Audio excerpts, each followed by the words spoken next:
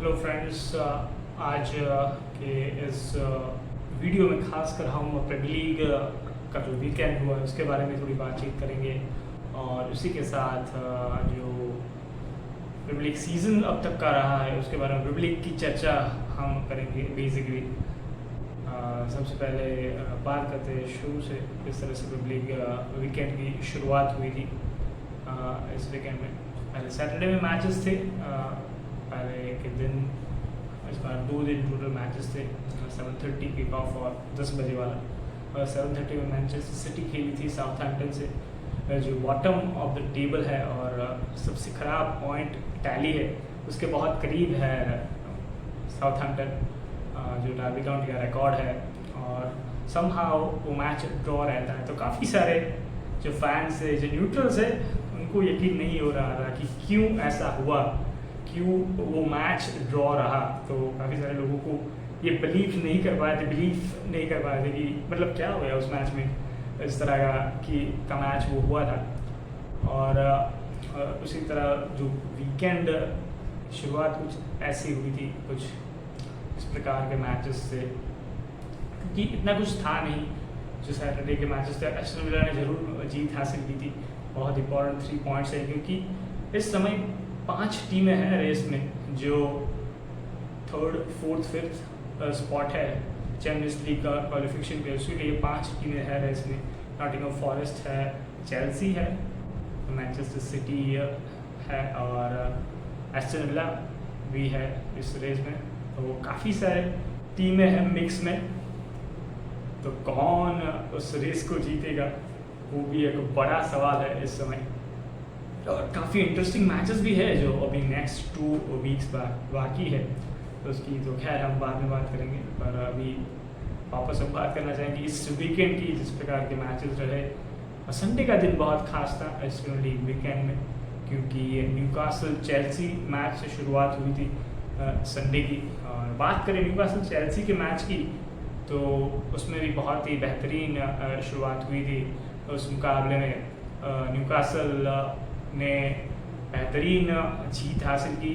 Sandro टोनाली दूसरे ही minute में गोल करते हैं न्यूकासल के लिए, और वहाँ से एक बढ़िया मैच खेला। शुरू के जो 30-35 मिनट है वहाँ पे न्यूकासल ने, चेल्सी बहुत स्ट्रगल कर रही थी गेम को कंट्रोल करने में, और वही एक नतीजा था कि चेल्सी उस मैच में कुछ कर नहीं पा रही थी। एक बड़ा रीज़न था पहले हाफ में, और फिर निकोलस जैक्सन का एल्बो आता है स्वैन बॉटमैन पर, वो एक बड़ा मोमेंट था उस मैच में। और वहाँ से फिर मैच में वापसी करना थोड़ा मुश्किल हो जाता है चेल्सी के लिए, और हाफ टाइम फिर होता है।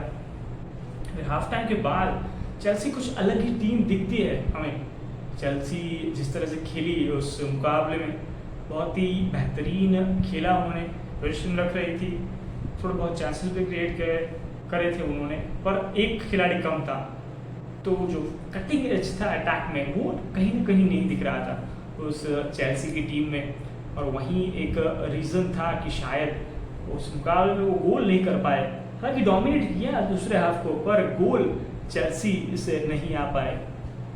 और इसी के साथ चेल्सी वो मैच हारा 2-0 से। न्यूकासल ने उस मुकाबले को जीता, और न्यूकासल अब बहुत अच्छी पोजीशन में आ चुकी है टॉप 5 यानी कि चैंपियंस लीग क्वालिफिकेशन के लिए, जो एक बहुत ही महत्वपूर्ण मार्क रहता है हर एक प्रीमियर लीग टीमों के लिए, क्योंकि सब जानते हैं कि प्रीमियर लीग फाइनेंशियली बहुत स्ट्रॉन्ग है, जो उनकी टीवी रेवेन्यू है बहुत ही अच्छी है, सभी क्लब्स को पैसा मिलता है, उसी वजह से बहुत रिच लीग है। और उनका स्पेंडिंग कैपेसिटी है यूरोपियन लीग्स और अलग दूसरी फुटबॉल लीग्स से बहुत ज़्यादा ऊपर है। और फिर दूसरा जो सेकंड किक ऑफ था, उसमें 3 मैचेस साथ में थे। नॉटिंघम फॉरेस्ट और लेस्टर सिटी खेले थे, और उसके साथ मैनचेस्टर यूनाइटेड वेस्ट हैम थे, और टॉटनहम क्रिस्टल पैलेस भी खेले थे। और दोनों मैनचेस्टर यूनाइटेड और टॉटनहम वापस अपना मैच हारे। टॉटनहम का सीज़न का 20वां लॉस, वही मैनचेस्टर यूनाइटेड भी लगातार हार प्रीमियर लीग में हो रही है। हालांकि दोनों टीमें यूरोप में यूरोपा लीग फाइनल खेलने वाली है, तो यूरोपा लीग में दोनों का फॉर्म बहुत ही अलग दिखा है, और लीग फॉर्म बहुत ही अलग ऊपर नीचे पूरा कॉन्ट्रास्ट हमें देखने को मिला है दोनों टीमों के बीच में।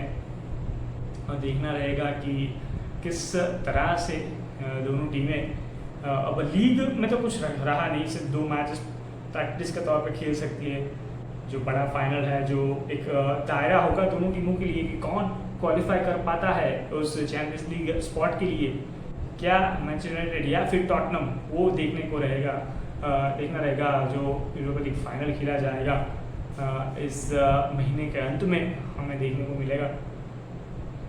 और चेल्सी भी वही कॉन्फ्रेंस लीग फाइनल में है, पर उसका रिवॉर्ड इतना बड़ा नहीं है चेल्सी के लिए, सिर्फ यूरोपा लीग क्वालिफिकेशन, वो तो ऑलरेडी वो क्वालिफाई करने वाली है, तो एक ट्रॉफी जीत सकती है, वही है। और फिर जो लास्ट मैच था प्रीमियर लीग वीकेंड का, लिवरपूल बनाम आर्सेनल एनफील्ड पे, आर्सेनल ने जरूर गार्ड ऑफ ऑनर दिया लिवरपूल टीम को, वो भी एक बड़ा मोमेंट था। जो शुरू के पल थे उसमें गार्ड ऑफ ऑनर दिया गया आर्टेटा की टीम की ओर से। फिर लिवरपूल ने बहुत ही अच्छा खेला शुरू के मिनटों में, लगातार 2 मिनट में 2 गोल किए। कॉडी गैक्पो और लुइस दियास ने लिवरपूल को 2-0 की बढ़त वहाँ पे दी उन्होंने। फिर उसके साथ हाफ टाइम तक मैच जाता है, काफ़ी डोमिनेटिंग फर्स्ट हाफ लिवरपूल की ओर से। वहीं आर्सेनल थोड़ा हैंगओवर दिख रहा था शुरू के जो खेल था उसमें, जो पीएसजी से वो हार कर आई थी, जो बुधवार का जो मुकाबला उन्होंने खेला था पेरिस में, तो उसका कुछ असर दिख रहा था शुरू के फर्स्ट हाफ के मिनटों में। फिर दूसरे हाफ में बहुत ही बेहतरीन शुरुआत आर्सेनल करती है, पूरा डोमिनेट करती है लिवरपूल को, पूरा कंट्रोल मैच का, मिडफील्ड का कंट्रोल उनके पास आ जाता है। और बेहतरीन 47 मिनट में मार्टिनेली एक गोल वापस करते हैं, मतलब आर्सेनल को वापसी करवाते, 2-1 स्कोर रहता है। और फिर वहाँ से आर्सेनल चांसेस पे चांसेस, लिवरपूल का पूरा कंट्रोल वहाँ से बिखर जाता है मैच का, और बहुत ही बेहतरीन खेल खेलता है आर्सेनल, काफ़ी सारे चांसेस क्रिएट करता है। लिवरपूल के पास पोजीशन नहीं रहती, प्रेस करता है आर्सेनल, मिडफील्ड से आगे प्रेस करता है, लिवरपूल को मौके नहीं दे रहा। और फिर दूसरा गोल भी आता है आर्सेनल का, 2-2 की बराबरी होती है। फिर बाद में दोनों टीमों के पास थोड़े बहुत मौके रहते हैं, 2-3 चांसेस मैच को जीतने के, पर कोई टीम जीत नहीं पाती। और बड़ा जो पल था लिवरपूल सब्स्टिट्यूट की बात करें तो ट्रेंट अलेक्जेंडर-आर्नोल्ड जो लिवरपूल के खिलाड़ी है राइट बैक, वो सब सब्स्टिट्यूट ऑन के तौर पे आते हैं। उन्होंने ब्रैडली जिनको येलो कार्ड मिला था, तो उनको कुछ सपोर्टर्स जो एनफील्ड है वहाँ पे उनको बू करते हैं, क्योंकि उनके स्काउसर है, खुद के खिलाड़ी है, और अभी इसी सीज़न के बाद वो रियल मैड्रिड में जाने वाला, ऐसी खबरें मिली है। उनका कॉन्ट्रैक्ट उन्होंने पूरा होने दिया है, यानी कि फ्री ट्रांसफर में जा रहे हैं। तो सपोर्टर्स नाखुश थे, वो भी एक बड़ा टॉकिंग पॉइंट था उस मुकाबले में। तो बहुत ही बेहतरीन टैक्टिकल मुकाबला देखने को मिला लिवरपूल बनाम आर्सेनल के बीच। और वहीं प्रीमियर लीग टेबल की बात करें तो लिवरपूल तो ऑलरेडी चैंपियन है, आर्सेनल को भी अभी पूरी तरह से सेफ नहीं है यूसीएल क्वालिफिकेशन में, अभी कम से कम 1 या 2 पॉइंट या फिर 1 जीत चाहिए आर्सेनल को। वहीं चेल्सी हो गया, मैनचेस्टर सिटी है, न्यूकासल, नॉटिंघम फॉरेस्ट और एस्टन विला अभी भी बने हुए हैं उस आखिरी 3 स्थानों के लिए। लिवरपूल आर्सेनल को छूट दे दो जो चैंपियंस लीग में क्वालिफाई करेंगे, और उसके अलावा तो रेलीगेशन तो पहले से ही तय हो चुका है इस सीज़न में, और बाकी कुछ नहीं है।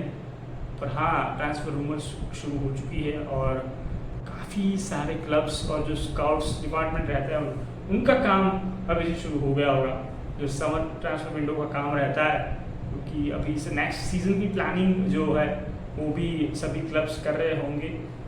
तो देखना रहेगा अब जो आखिरी के 2 हफ्ते बचे हैं इस प्रीमियर लीग सीज़न में कैसे सब टीम्स खेलती है, क्योंकि कुछ ही टीम्स हैं उनके पास खेलने के लिए कुछ है, बाकी टीम्स तो ऑलरेडी मतलब अपना हॉलीडे का प्लान बना रही होगी कि इस वक्त हम हॉलीडे पे कहाँ जाए, क्या करें। तो ऐसा कहा जाता है कि they are already on the holiday on the beaches. So यही था हमारा प्रीमियर लीग की चर्चा जो हमने आज की इस वीडियो में। आशा करते हैं आपको पसंद आए, और आपको वीडियो अच्छी लगी तो लाइक कीजिए, कमेंट कीजिए और शेयर कीजिए अपने फ्रेंड्स और सभी रिलेटिव्स जो भी आप ये फुटबॉल देखते हैं उससे। तो नमस्कार आप सभी का इस वीडियो देखने के लिए बहुत बहुत धन्यवाद।